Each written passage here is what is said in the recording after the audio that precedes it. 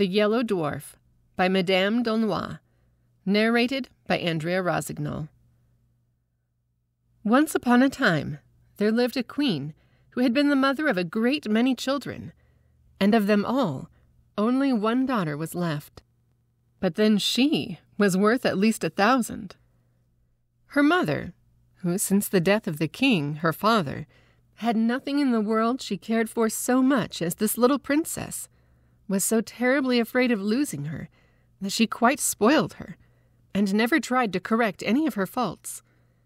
The consequence was that this little person, who was as pretty as possible, and was one day to wear a crown, grew up so proud and so much in love with her own beauty that she despised everyone else in the world. The queen, her mother, by her caresses and flatteries, helped to make her believe that there was nothing too good for her. She was dressed almost always in the prettiest frocks, as a fairy, or as a queen going out to hunt, and the ladies of the court followed her dressed as forest fairies.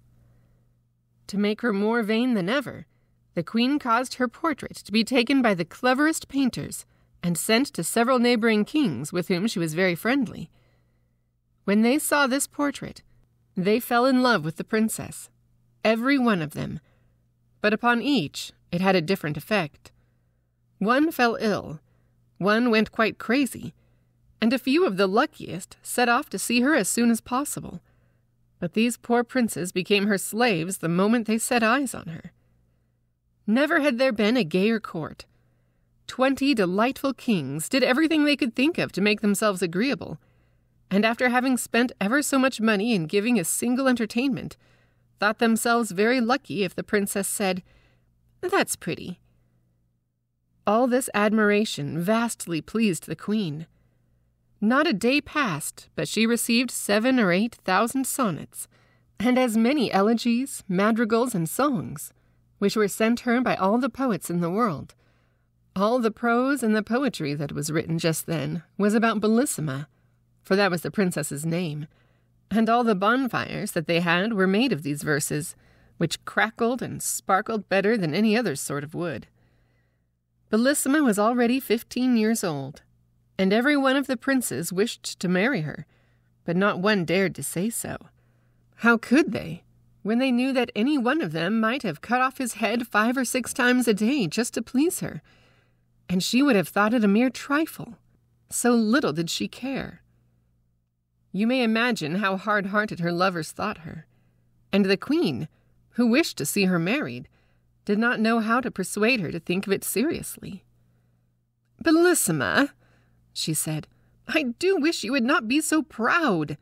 What makes you despise all these nice kings? I wish you to marry one of them, and you do not try to please me." "I am so happy," Bellissima answered. "Do leave me in peace, madam. I don't want to care for anyone." "But you would be very happy with any of these princes," said the queen, "and I shall be very angry if you fall in love with anyone who is not worthy of you."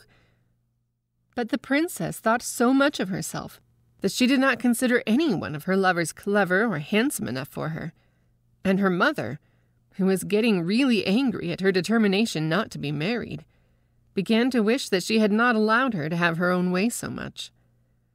At last, not knowing what else to do, she resolved to consult a certain witch who was called the Fairy of the Desert.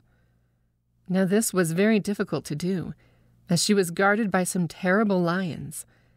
But happily the queen had heard a long time before that whoever wanted to pass these lions safely must throw them a cake made of millet flour, sugar candy, and crocodile's eggs. This cake she prepared with her own hands, and putting it in a little basket, she set out to seek the fairy. But as she was not used to walking far, she soon felt very tired, and sat down at the foot of a tree to rest, and presently fell fast asleep. When she awoke, she was dismayed to find her basket empty. The cake was all gone, and to make matters worse, at that moment she heard the roaring of the great lions, who had found out that she was near, and were coming to look for her. "What shall I do?" she cried. "I shall be eaten up." and being too much frightened to run a single step, she began to cry, and leant against the tree under which she had been asleep. Just then, she heard someone say, "Hmm. She looked all around her, and then up at the tree, and there she saw a tiny little man who was eating oranges. "Oh, Queen," said he, "I know you very well, and I know how much afraid you are of the lions. And you are quite right, too, for they have eaten many other people. And what can you expect, as you have not any cake to give them?" "I must make up my mind to die," said the poor queen. "Alas, I should not care so much if only my dear daughter were married." "Oh, you have a daughter," cried the Yellow Dwarf, who was so called because he was a dwarf and had such a yellow face and lived in the orange tree. "I'm really glad to hear that, for I've been looking for a wife all over the world. Now, if you will promise that she shall marry me, not one of the lions, tigers, or bears shall touch you." The queen looked at him and was almost as much afraid of his ugly little face as she had been of the lions before, so that she could not speak a word. "What? You hesitate, madam?" cried the dwarf. "You must be very fond of being eaten up alive." And, as he spoke, the queen saw the lions, which were running down a hill toward them. Each one had 2 heads, 8 feet, and 4 rows of teeth, and their skins were as hard as turtle shells, and were bright red. At this dreadful sight, the poor queen, who was trembling like a dove when it sees a hawk, cried out as loud as she could, "Oh, Mr. Dwarf, Bellissima shall marry you." "Oh, indeed," said he disdainfully. "Bellissima is pretty enough, but I don't particularly want to marry her. You can keep her." "Oh, noble sir," said the queen in great distress, "do not refuse her. She is the most charming princess in the world." "Oh, well," he replied, "out of charity I will take her, but be sure you don't forget that she is mine." As he spoke, a little door opened in the trunk of the orange tree. In rushed the queen, only just in time, and the door shut with a bang in the faces of the lions. The queen was so confused that at first she did not notice another little door in the orange tree, but presently it opened, and she found herself in a field of thistles and nettles. It was encircled by a muddy ditch, and a little further on was a tiny thatched cottage, out of which came the Yellow Dwarf with a very jaunty air.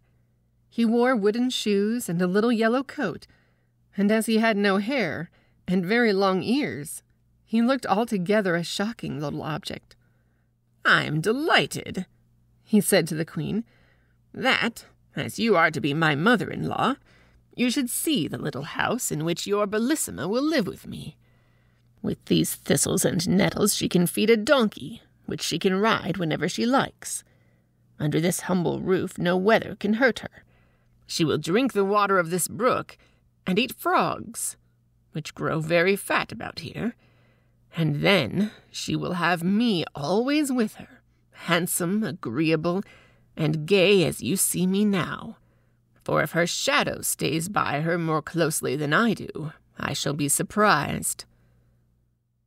The unhappy queen, seeing all at once what a miserable life her daughter would have with this dwarf, could not bear the idea, and fell down insensible without saying a word. When she revived, she found to her great surprise that she was lying in her own bed at home, and, what was more, that she had on the loveliest lace nightcap that she had ever seen in her life.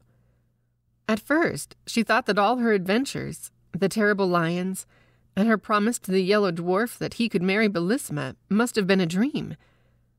But there was the new cap with its beautiful ribbon and lace to remind her that it was all true, which made her so unhappy that she could neither eat, drink, nor sleep for thinking of it.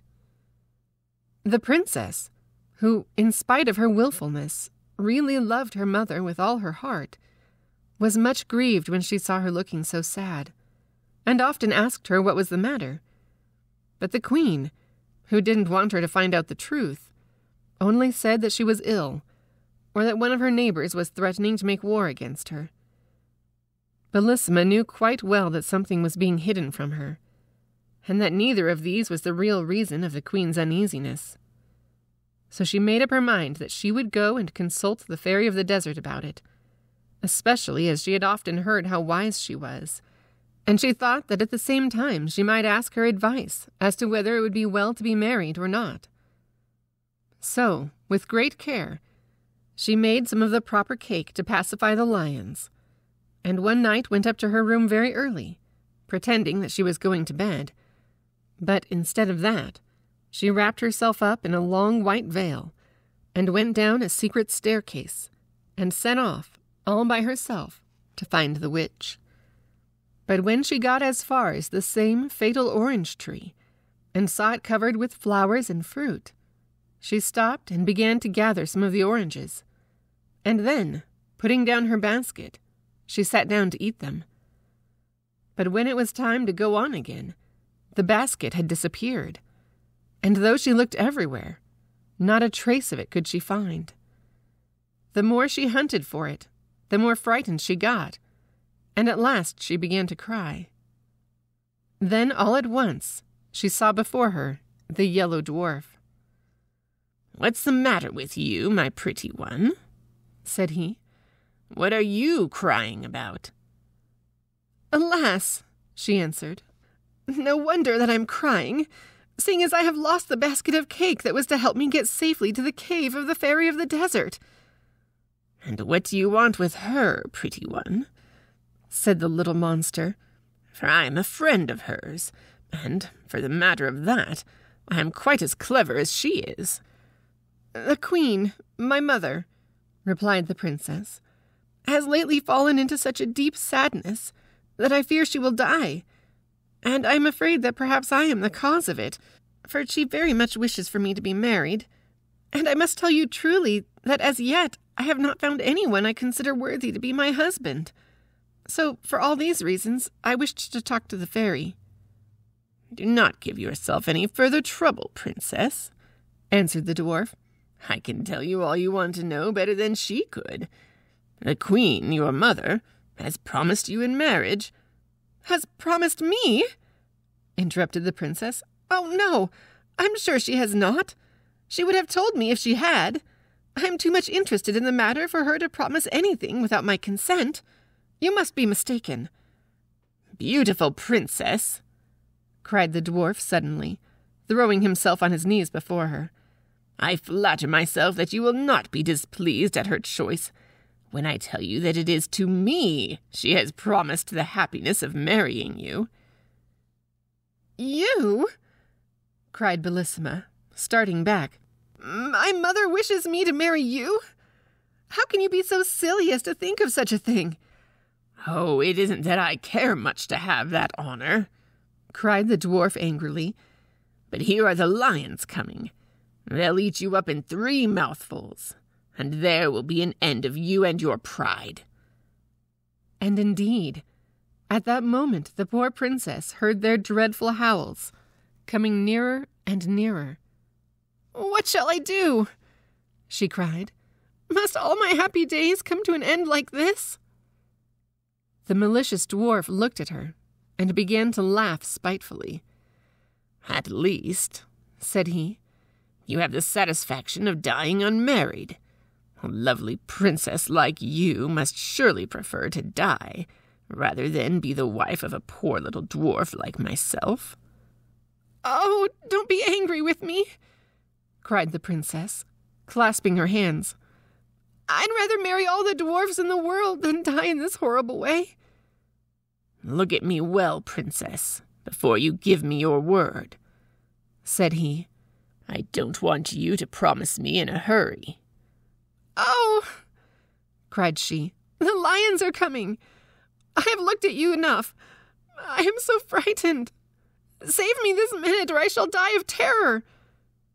Indeed, as she spoke, she fell down insensible, and when she recovered, she found herself in her own little bed at home, How she got there she could not tell, but she was dressed in the most beautiful lace and ribbons, and on her finger was a little ring made of a single red hair, which fitted so tightly that, try as she might, she could not get it off.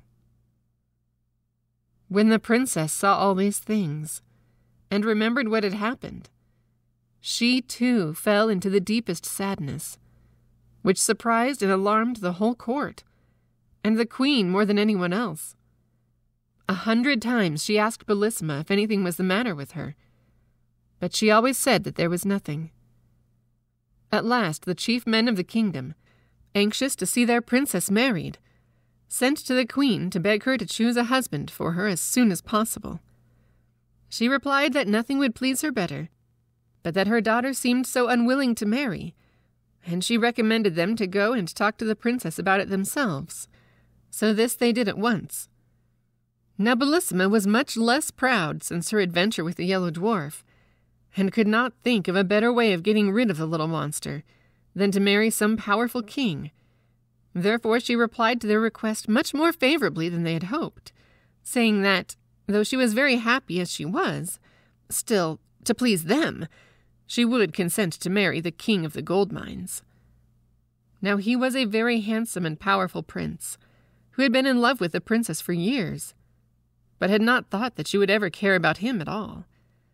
You can easily imagine how delighted he was when he heard the news, and how angry it made all the other kings to lose forever the hope of marrying the princess.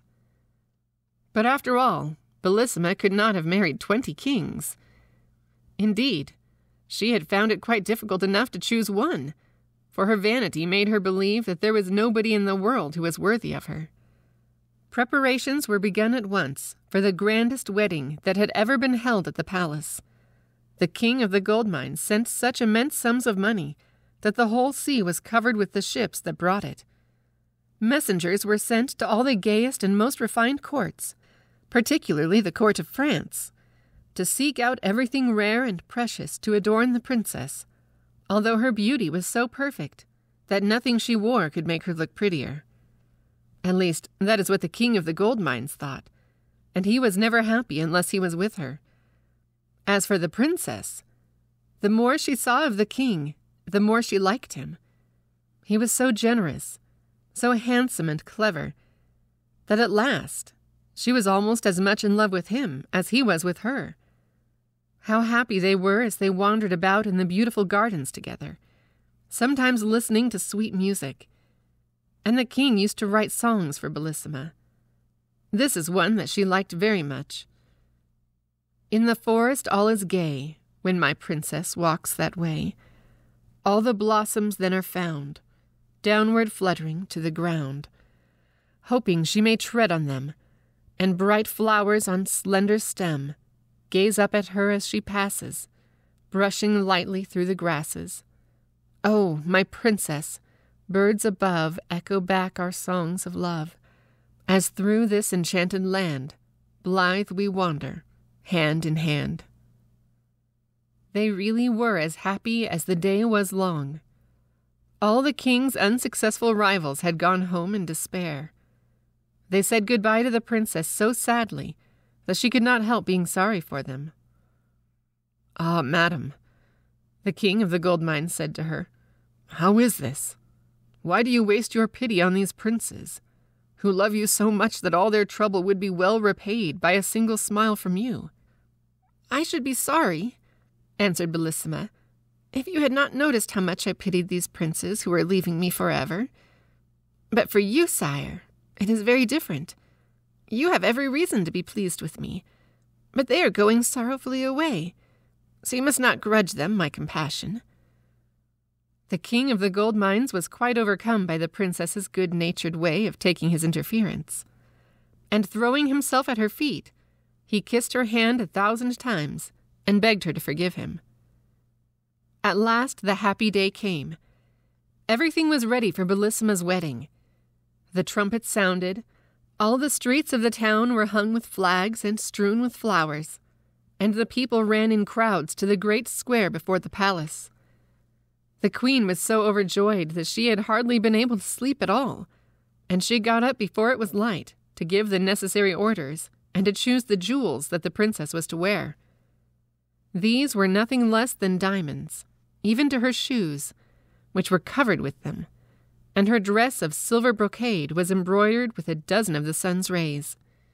You may imagine how much these had cost. But then nothing could have been more brilliant, except the beauty of the princess. Upon her head she wore a splendid crown.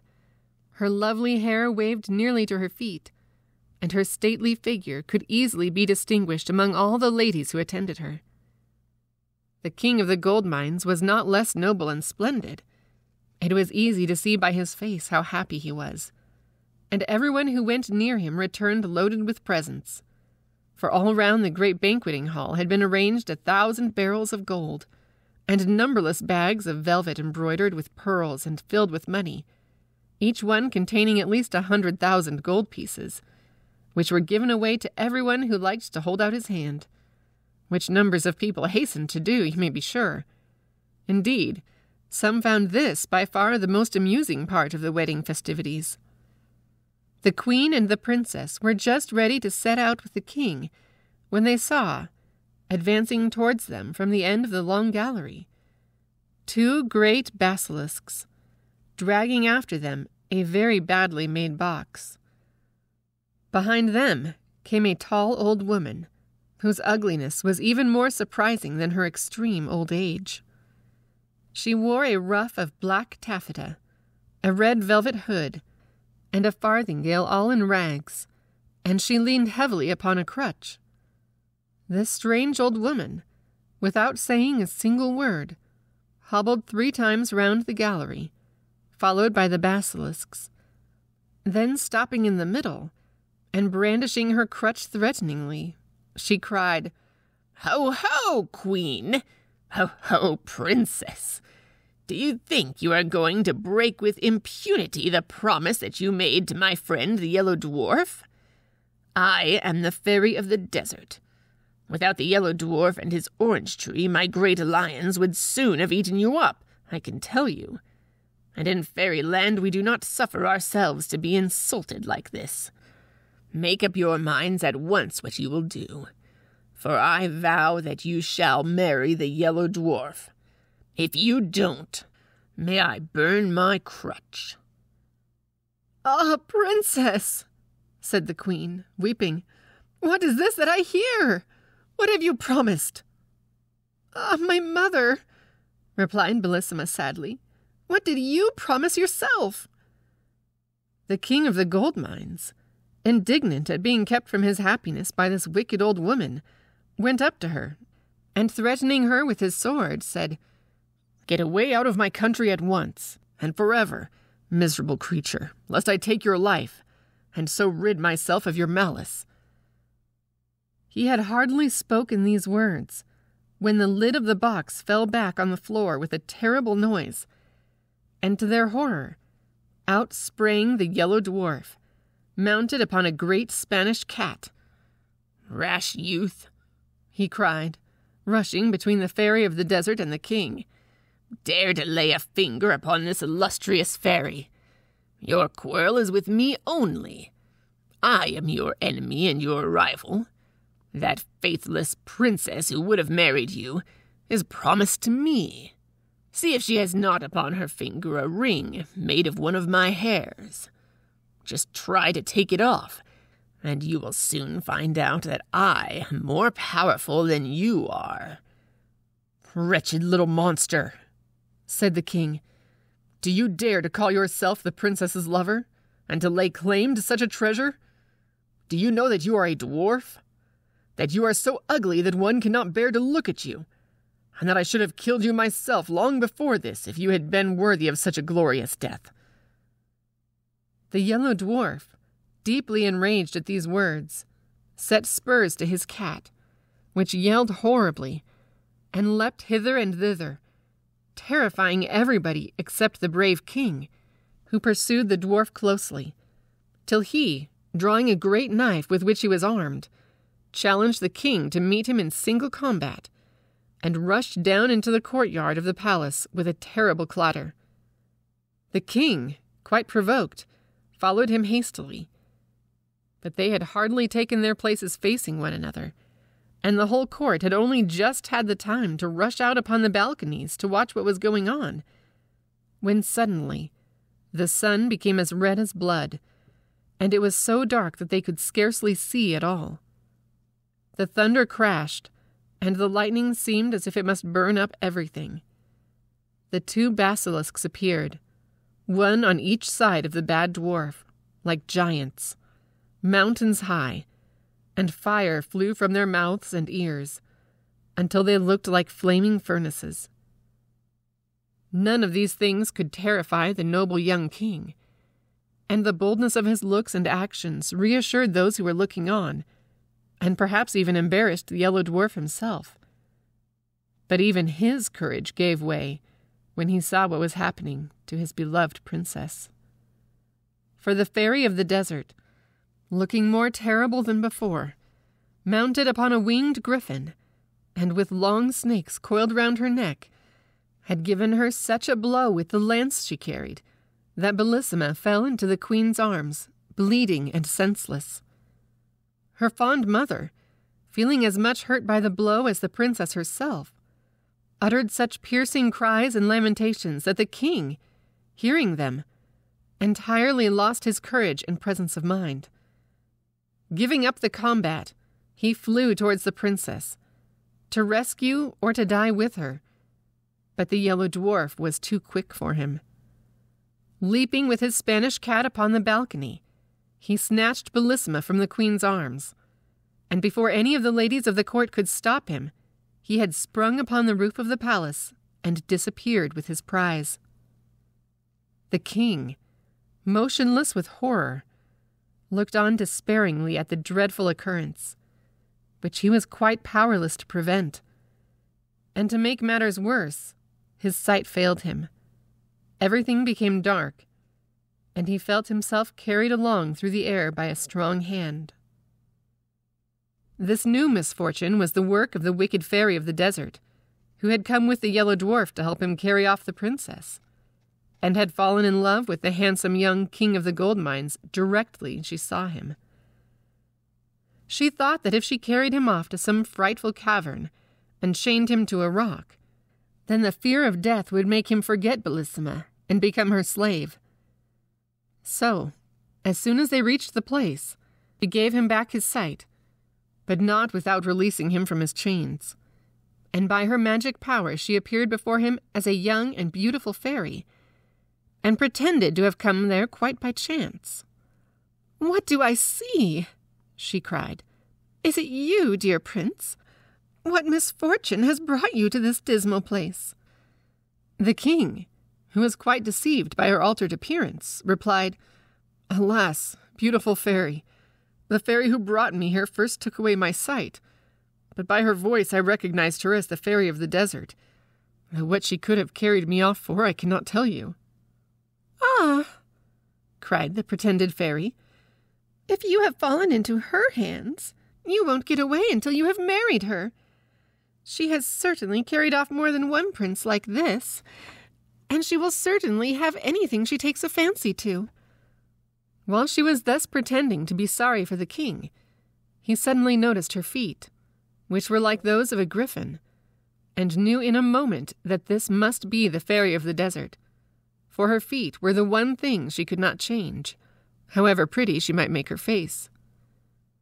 Without seeming to have noticed anything, he said, in a confidential way, "Not that I have any dislike to the fairy of the desert, but I really cannot endure the way in which she protects the Yellow Dwarf and keeps me chained here like a criminal. It is true that I love a charming princess, but if the fairy should set me free, my gratitude would oblige me to love her only." "Do you really mean what you say, prince?" said the fairy, quite deceived. "Surely," replied the prince. "How could I deceive you? You see, it is so much more flattering to my vanity to be loved by a fairy than by a simple princess. But even if I am dying of love for her, I shall pretend to hate her until I am set free." The Fairy of the Desert, quite taken in by these words, resolved at once to transport the prince to a pleasanter place. So, making him mount her chariot, to which she had harnessed swans instead of the bats which generally drew it, away she flew with him. But imagine the distress of the prince when, from the giddy height at which they were rushing through the air, he saw his beloved princess in a castle built of polished steel, the walls of which reflected the sun's rays so hotly that no one could approach it without being burnt to a cinder. Bellissima was sitting in a little thicket by a brook, leaning her head upon her hand and weeping bitterly. But just as they passed, she looked up and saw the king and the Fairy of the Desert. Now, the fairy was so clever that she could not only seem beautiful to the king, but even the poor princess thought her the most lovely being she had ever seen. "What?" she cried. "Was I not unhappy enough in this lonely castle to which that frightful Yellow Dwarf brought me? Must I also be made to know that the king of the gold mines ceased to love me as soon as he lost sight of me? But who can my rival be, whose fatal beauty is greater than mine?" While she was saying this, the king, who really loved her as much as ever, was feeling terribly sad at being so rapidly torn away from his beloved princess. But he knew too well how powerful the fairy was to have any hope of escaping her, except by great patience and cunning. The Fairy of the Desert had also seen Bellissima, and she tried to read in the king's eyes the effect that this unexpected sight had had upon him. "No one can tell you what you wish to know better than I can," said he. "This chance meeting with an unhappy princess, for whom I once had a passing fancy, before I was lucky enough to meet you, has affected me a little, I admit. But you are so much more to me than she is, that I would rather die than leave you."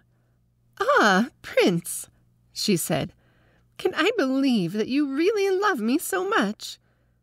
"Time will show, madam," replied the king. "But if you wish to convince me that you have some regard for me, do not, I beg of you, refuse to aid Bellissima." "Do you know what you are asking?" said the Fairy of the Desert, frowning, and looking at him suspiciously. "Do you want me to employ my art against the Yellow Dwarf, who is my best friend, and take away from him a proud princess whom I can but look upon as my rival?" The king sighed, but made no answer. Indeed, what was there to be said to such a clear-sighted person? At last they reached a vast meadow, gay with all sorts of flowers. A deep river surrounded it, and many little brooks murmured softly under the shady trees, where it was always cool and fresh. A little way off stood a splendid palace, the walls of which were of transparent emeralds.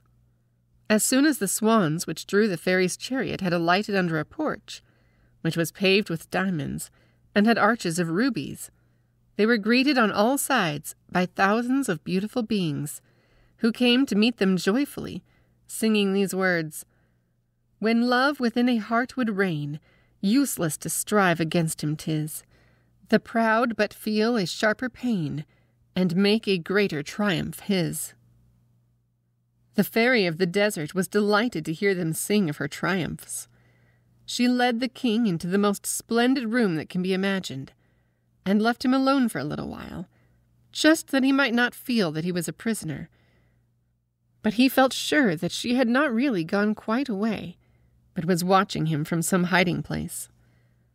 So walking up to a great mirror, he said to it, "Trusty counselor, let me see what I can do to make myself agreeable to the charming Fairy of the Desert, for I can think of nothing but how to please her." And he at once set to work to curl his hair, and, seeing upon the table a grander coat than his own, he put it on carefully. The fairy came back so delighted that she could not conceal her joy. "I am quite aware of the trouble you have taken to please me," said she, "and I must tell you that you have succeeded perfectly already. You see, it is not difficult to do if you really care for me." The king, who had his own reasons for wishing to keep the old fairy in a good humor, did not spare pretty speeches, and after a time he was allowed to walk by himself upon the seashore.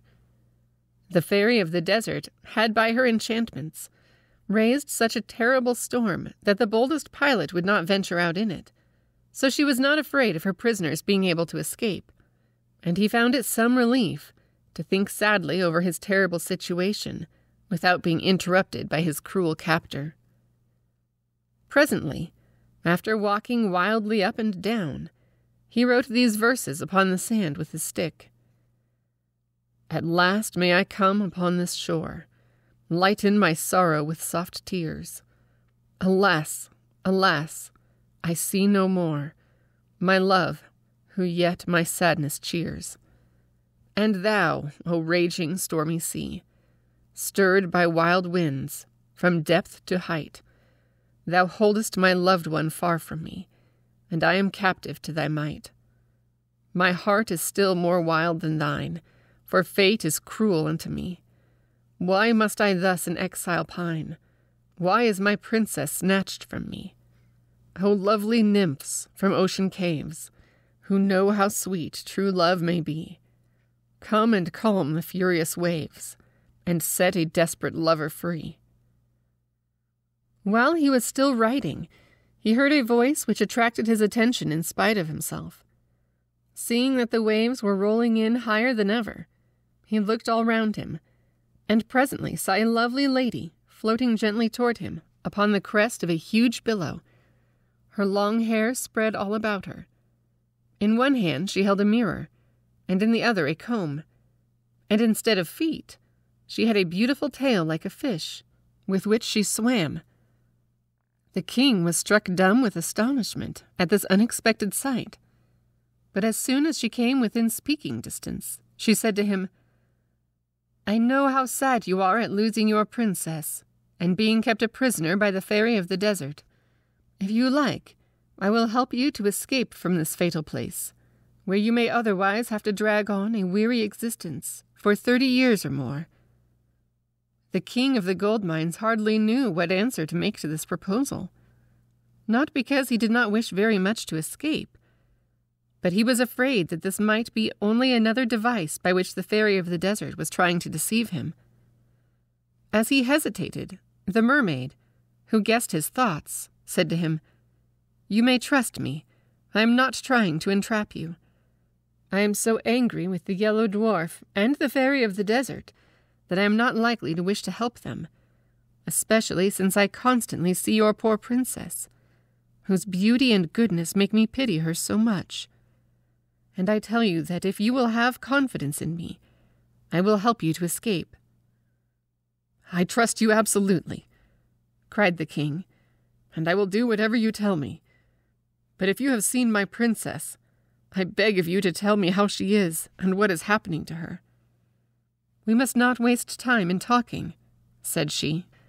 Come with me, and I will carry you to the castle of steel, and we will leave upon this shore a figure so like you that even the fairy herself will be deceived by it. So saying, she quickly collected a bundle of seaweed, and blowing it 3 times, she said, My friendly seaweeds, I order you to stay here stretched upon the sand until the fairy of the desert comes to take you away. And at once the seaweeds became like the king, who stood looking at them in great astonishment, for they were even dressed in a coat like his. But they lay there pale and still, as the king himself might have lain, if one of the great waves had overtaken him and thrown him senseless upon the shore. And then the mermaid caught up the king, and away they swam joyfully together. Now, said she, I have time to tell you about the princess. In spite of the blow which the fairy of the desert gave her, the Yellow Dwarf compelled her to mount behind him upon his terrible Spanish cat. But she soon fainted away with pain and terror, and did not recover until they were within the walls of his frightful castle of steel. Here she was received by the prettiest girls it was possible to find, who had been carried there by the Yellow Dwarf, who hastened to wait upon her, and showed her every possible attention. She was laid upon a couch covered with cloth of gold, embroidered with pearls as big as nuts. "Ah," interrupted the king of the gold mines, "if Bellissima forgets me and consents to marry him, I shall break my heart." "You need not be afraid of that," answered the mermaid. "The princess thinks of no one but you, and the frightful dwarf cannot persuade her to look at him." "Pray go on with your story," said the king. "What more is there to tell you?" replied the mermaid. "Bellissima was sitting in the wood when you passed, and saw you with the fairy of the desert, who was so cleverly disguised that the princess took her to be prettier than herself. You may imagine her despair, for she thought you had fallen in love with her." "She believes that I love her!" cried the king. "What a fatal mistake! What is to be done to undeceive her?" "You know best," answered the mermaid, smiling kindly at him. "When people are as much in love with one another as you two are, they don't need advice from anyone else." As she spoke, they reached the castle of steel, the side next to the sea being the only one which the Yellow Dwarf had left unprotected by the dreadful burning walls. "I know quite well," said the mermaid, "that the princess is sitting by the brookside, just where you saw her as you passed. But as you will have many enemies to fight with before you can reach her, take this sword. Armed with it, you may dare any danger and overcome the greatest difficulties. Only beware of one thing, that is, never to let it fall from your hand. Farewell.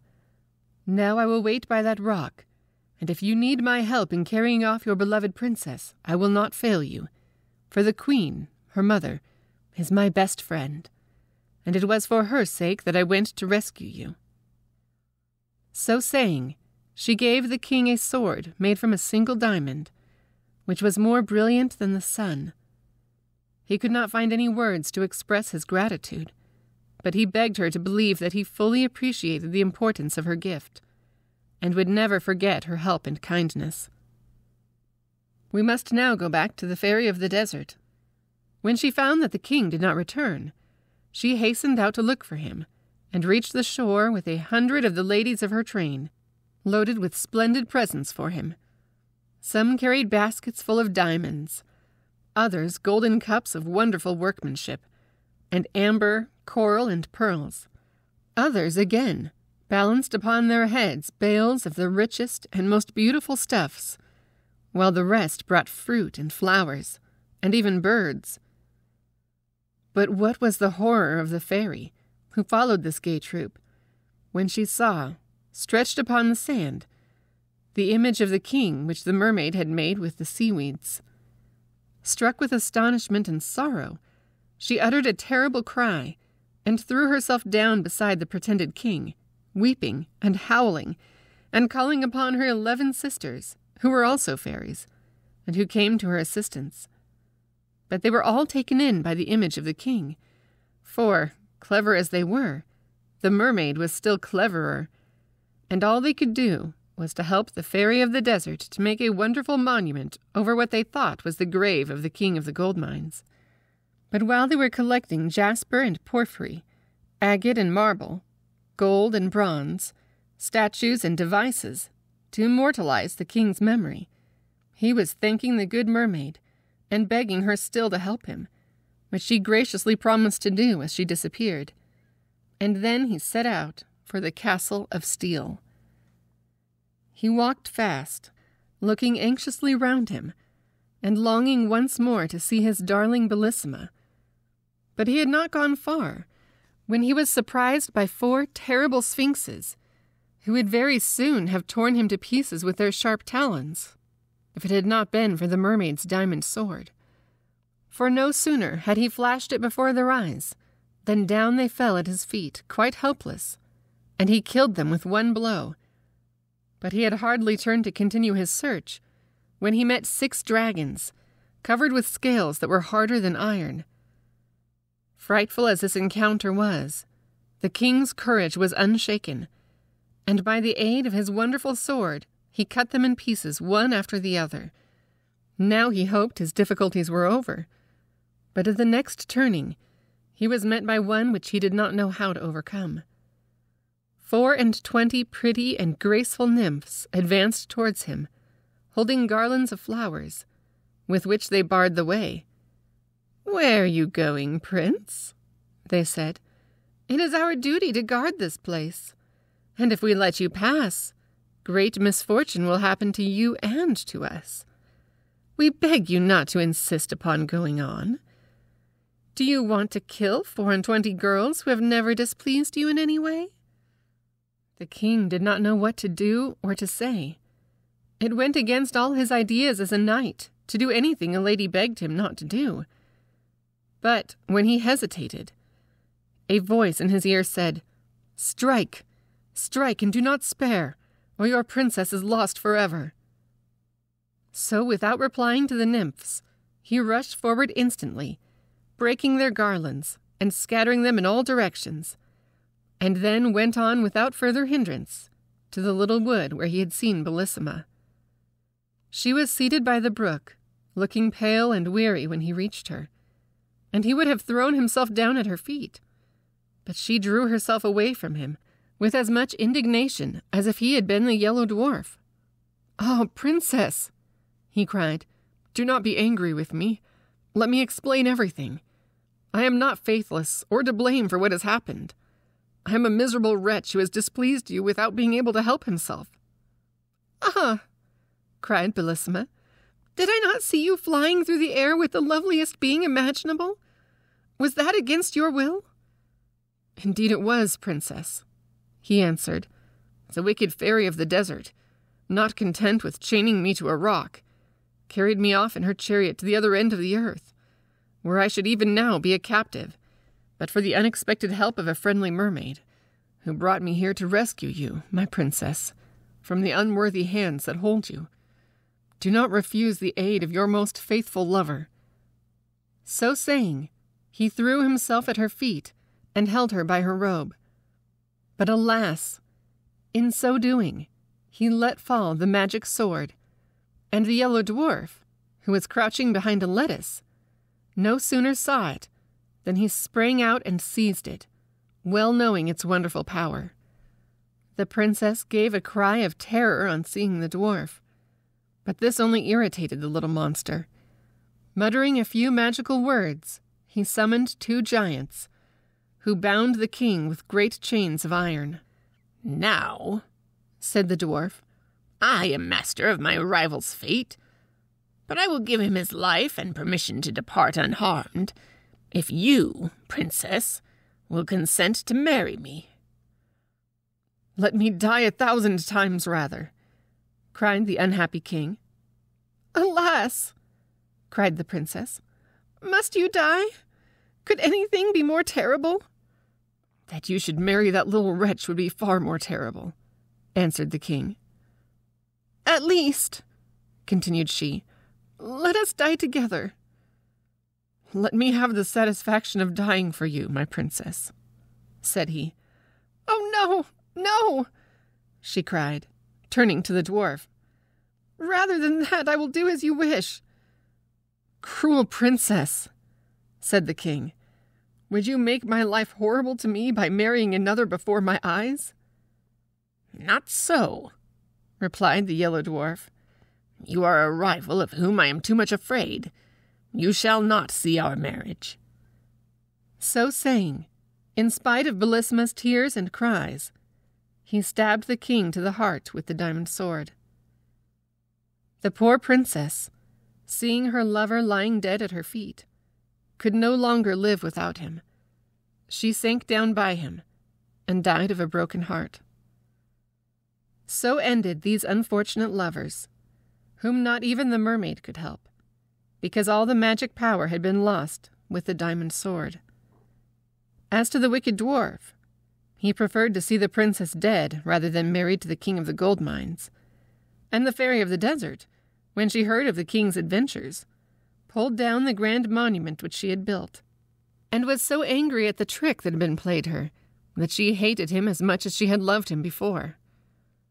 The kind mermaid, grieved at the sad fate of the lovers, caused them to be changed into 2 tall palm trees, which stand always side by side, whispering together of their faithful love and caressing one another with their interlacing branches. The End.